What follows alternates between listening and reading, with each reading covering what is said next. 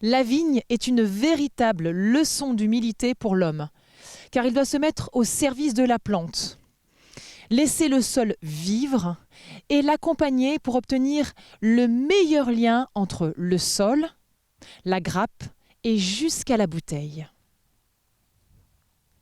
Eh bien, nous voici arrivés à Château-l'Hermitage. Je suis avec Philippe Launay, qui est le président de l'association viticole de Château-l'Hermitage. Bonjour Philippe, ça va bien? Oui, ça va très bien. Vous voyez, c'est une très belle journée. On a commandé le soleil et les amis se sont réunis autour de notre table qu'on va dresser tout à l'heure pour cette journée où on a pour habitude, depuis 3 ans, d'inviter des personnalités viticoles.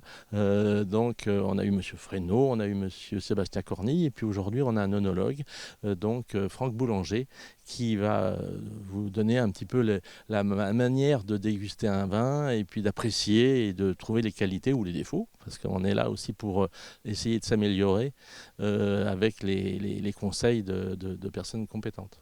Alors, on va revenir un petit peu à la genèse, l'histoire de ces vignes. D'ailleurs, vous êtes vous-même viticulteur, c'est-à-dire que là, on est chez vous en fait. Oui, au milieu de mes vignes. Pas peu fier, Philippe. Ah bah oui, on est assez fiers de ce genre de travail.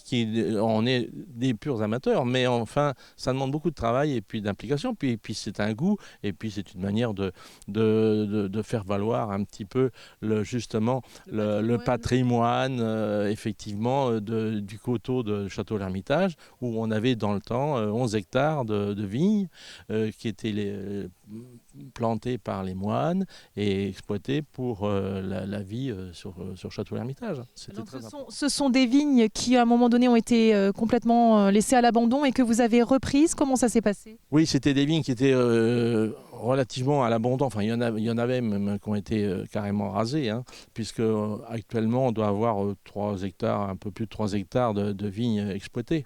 Donc, c'était effectivement des vignes qui étaient en mauvais état, où on a replanté des pieds récents pour justement régénérer toute cette culture-là. Voilà. C'est comme ça qu'a été créée l'association? C'est le pourquoi de la création de l'association? Oui, c'est ça. C'est effectivement parce qu'on ne voulait pas être envahi, si vous voulez, de trop par la culture sur un coteau qui était au départ lié à la vigne. Donc après, suivant les différents propriétaires, ils ont arraché des vignes, ils ont mis du maïs et tout ça. Alors nous, on voudrait relancer un petit peu la vocation de ces parcelles-là. Avec, d'ailleurs, on a des nouveaux viticulteurs qui ont planté des vignes avec des nouveaux cépages de Chenin, alors qu'ici, c'est des cépages de Coteaux du Loir, donc du Pinot d'Aunis, qui était le cépage authentique des Coteaux du Loir. Vous êtes combien au total de viticulteurs, justement? Viticultrices, parce qu'il y a également des femmes. Bien sûr, oui, bien sûr. On est sur la parcelle de Château-l'Hermitage, on doit être une petite dizaine de propriétaires. Voilà. Hein. Donc ça fait des petites parcelles de 30 arts par propriétaire, en gros, quoi, vous voyez. Alors justement, là on le disait juste avant, on est chez vous, c'est votre vigne. Il y a une petite cabane qui est très jolie, que je vous imagine vous avez aussi restaurée. Ah oui, je suis très fier parce que j'ai pris exactement les normes d'époque, parce qu'il ne fallait pas s'écarter des constructions originales. Et des matériaux, parce que j'ai employé effectivement les ardoises, le bardage de pin et pour restaurer ces cabanes-là qui sont effectivement visuellement importantes sur le site, là. Et alors, par rapport à l'appellation Château-l'Hermitage, est-ce qu'il y a des normes à respecter par rapport justement aux vignes là, que vous avez récupérées? Non, on n'a pas de normes parce qu'on n'a pas d'AOC, on n'a pas d'appellation comme ça. Alors on peut se permettre, il y a une nouvelle viticultrice là-bas qui nous a, qui a fait une plantation de chenin qui est plus sur le Janière que sur les Coteaux du Loir. Mais on essaye de respecter le pourcentage de Pinot d'Aunis, qui est le cépage d'origine. Hein. Et après, évidemment, le phylloxéra, moi j'ai une partie de la vigne qui a été replantée après le phylloxéra par du 54-55, c'est des cépages américains qui étaient résistants au phylloxéra, quoi, et que j'ai gardé. que j'ai voulu garder justement. Ça donne une touche en plus au niveau du vin qui est particulier. Et c'est très important. Formidable. En tout cas, on va aller voir. Vous nous avez expliqué que vous aviez un invité d'honneur aujourd'hui qui est un œnologue, donc un professionnel, lui, Franck Boulanger. Donc, on va peut-être aller lui demander ce qu'il pense de ces cépages et comment on les travaille, comment on les déguste, comment ils vieillissent, etc. Qu'en pensez-vous ?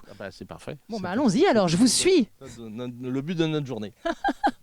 Donc nous sommes toujours dans les vignes. Philippe Launay nous a donc parlé du professionnel du jour, de l'invité d'honneur qui est donc Franck Boulanger, œnologue. Bonjour Franck, vous allez bien ? Bonjour, je vais bien. Alors, Franck est avec un verre de vin à la main évidemment puisque l'apéritif est commencé de l'autre côté.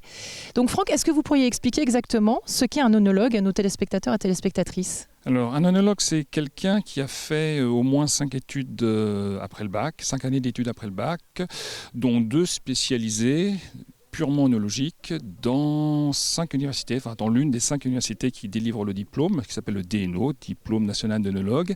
Donc il y a Bordeaux, d'où je viens, Toulouse, Montpellier, Dijon et Reims. Voilà. Et avant ces 2 années spécialisées, on a en général soit un diplôme d'ingénieur agronome, soit une licence ou un master en biologie, en chimie, en biochimie. Voilà, les études scientifiques du vin. L'œnologue, c'est le scientifique du vin qui va suivre les fermentations, l'élevage du vin, donc le vin depuis la vendange jusqu'à la mise en bouteille. Aujourd'hui, vous êtes un invité d'honneur. Quel est votre rôle au sein de cet événement ? Mon rôle au sein de cet événement, c'était de décrire les vins, donc les sentir, les goûter, les déguster pour expliquer aux gens qui le font, qui sont des amateurs, pas dans le sens péjoratif, mais des amateurs parce que ce ne sont pas des professionnels du vin, ce sont des amoureux. Des amoureux, voilà, des retraités qui ont quelques petits lopins de vigne et qui veulent préserver les vignes dans leur région, donc à Château-l'Hermitage, et qui m'ont demandé d'intervenir pour les conseiller aussi, pour décrire leur vin. Voilà. Alors, avec votre sensibilité d'œnologue et évidemment votre côté professionnel, qu'est-ce que vous pourriez dire des cépages qu'on trouve ici à Château-l'Hermitage ? Alors, ce sont les cépages de la Sarthe, notamment le Pinot de Nice, qui est un cépage que l'on trouve dans l'appellation Coteaux du Loir, un peu plus au nord, du côté de Château du Loir, de Marson, de cette région de la vallée du Loir. C'est un cépage très particulier qui donne des vins pas très denses, pas très colorés, mais un goût caractéristique et un goût poivré. Voilà, un peu comme la Mondeuse de Savoie, par exemple, ou le Gamay, mais très très marqué par le poivre. Les petits fruits rouges aussi. Alors, il peut être vinifié seul, 100% Pinot de Nice, comme certains vignerons le font, ou alors assemblé avec les cépages locaux, comme le Cabernet Franc, par exemple, ou le Gamay. Donc ici, dans ces vignes-là, Château-l'Hermitage, on retrouve essentiellement du Pinot de Nice, mais aussi du Cabernet Franc, du Gamay, et aussi quelques cépages qui ont disparu, mais qui ont été préservés, comme du 54-55, peut-être du Bacco aussi, voilà. Et ça, c'est fonction de la terre, de l'exposition au soleil, tout ça rentre en ligne de compte ou pas du tout ? Oui, alors c'est historique, et donc il y a quelques centaines d'années, peut-être un petit peu moins quand même, au moins 100 ans, des cépages ont été sélectionnés parce qu'ils s'adaptaient bien au climat et à la terre. Donc voilà pourquoi on retrouve le Pinot de Nice en Sarthe, en Anjou, en Val-de-Loire. Voilà, et on le trouve quasiment nulle part ailleurs en France. Et alors justement, là on est dans une phase, il y a un vrai changement climatique, il y a un réchauffement, etc. Est-ce que ça a une incidence justement sur la production du vin ou comment on le travaille, comment on traite la vigne ? Alors, ça a une incidence parce que les raisins sont de plus en plus mûrs à cause du réchauffement climatique. Donc, les vins vont avoir tendance à être de plus en plus alcoolisés. Donc, on va soit retourner à des cépages que l'on a abandonnés il y a 70 ans parce que justement ils ne produisaient pas assez d'alcool. Donc à l'époque on voulait de l'alcool, on voulait de la production. Donc on replante des cépages qu'on a arrachés.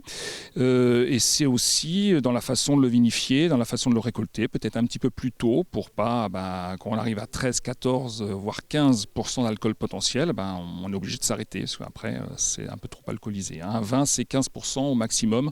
Par dérogation, on peut aller un petit peu plus haut à 15,5, mais pas tous les ans. Oui, on rappelle quand même que l'abus d'alcool est mauvais pour la santé et donc à consommer avec modération, évidemment.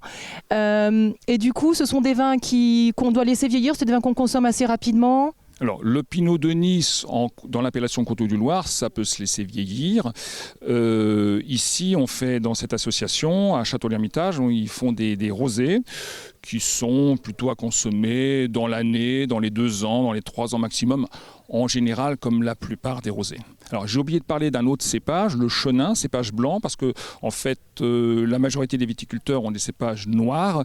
Il y a un cépage blanc aussi qui est présent en Sarthe, notamment dans l'appellation Coteaux du Loir et Janières, c'est le chenin, que l'on retrouve aussi à Vouvray, en Touraine, en Anjou, à Savenières, en Touraine, en Anjou aussi à Savenières, voilà. Donc c'est un grand cépage qui donne des grands vins blancs en Val-de-Loire, et on l'a aussi donc en Sarthe, et ils l'ont aussi ici. Écoutez, merci beaucoup pour toutes ces informations. Je vous laisse à votre dégustation et on va retrouver Monsieur Launay pour se dire au revoir. Merci. Merci, bonne journée. Alors Philippe, Franck vient de nous expliquer un petit peu donc les cépages, le vin, la qualité du vin. Est-ce que vous avez des petites choses à nous annoncer avec l'association justement viticole ? Le but de l'association, c'est d'élargir un petit peu justement le nombre de viticulteurs qui pourraient cultiver la vigne sur le coteau de Château-l'Hermitage. Et évidemment, on est ouvert et on aiderait toute personne désireuse de planter. Maintenant, il faut replanter certaines parcelles et puis de les aider dans le travail après.